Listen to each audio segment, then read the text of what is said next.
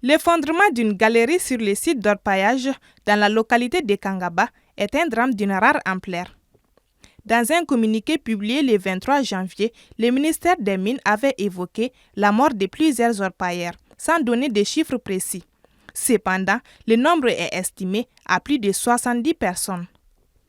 Selon ce qu'on a appris, la mine s'est écroulée au moment où il y avait des orpailleurs qui étaient à l'intérieur. Donc, du coup, tout ce qui était là-bas à l'intérieur, le nombre de victimes a été très très élevé.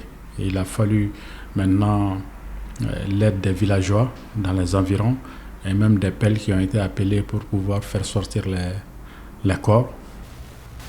On a constaté que c'était 59 le dimanche.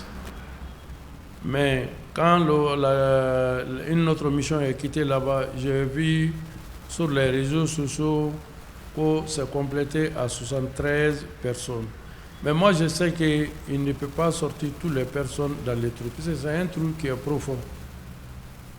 Comment l'accident est venu, tu ne peux pas enlever tout le corps dedans.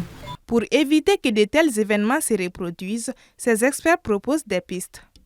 Bon, pour mieux éviter ce genre de choses, il faut qu'il y ait une bonne organisation, un bon encadrement des centres de formation professionnelle dans ce secteur-là pour former nos jeunes orpailleurs à ne plus utiliser des produits chimiques, à ne plus mettre en danger leur vie en creusant à des profondeurs où ça peut s'écrouler à tout moment.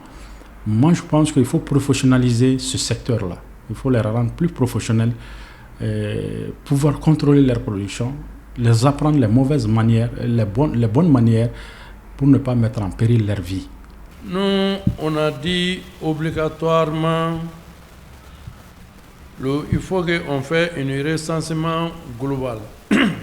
Puisque s'il n'y a pas de recensement des personnes, il n'y a pas de recensement des matériels, mais on ne peut pas encadrer l'orpaillage, on ne peut jamais encadrer. Alors que le Mali fait partie des premiers producteurs d'or en Afrique, les sites d'orpaillage sont régulièrement les théâtres d'éboulements meurtriers, l'activité étant dangereuse et les autorités peinant à contrôler l'exploitation artisanale du métal.